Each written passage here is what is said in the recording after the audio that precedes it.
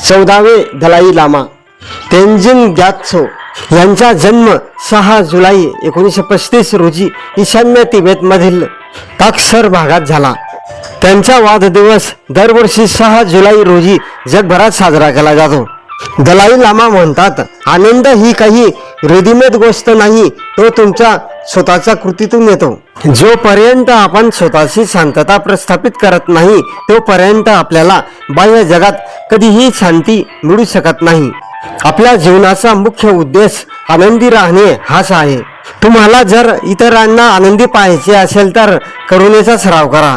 तुम्हाला स्वतःला आनंदी व्हायचे असेल तरीही करुणेचाच सराव करा. दुसऱ्या व्यक्तीपेक्षा श्रेष्ठ बनणे हे ध्येय नसून तुम्ही काल जसे होता त्यापेक्षा आज अधिक चांगले बनणे हे खरे ध्येय आहे.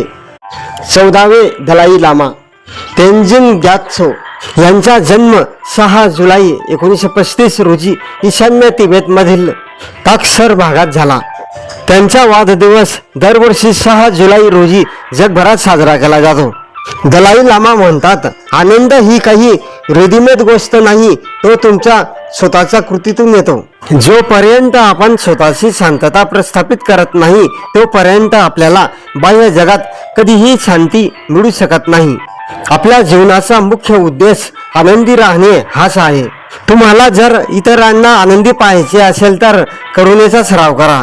तुम्हाला स्वतःला आनंदी व्हायचे असेल तरीही करुणेचाच सराव करा.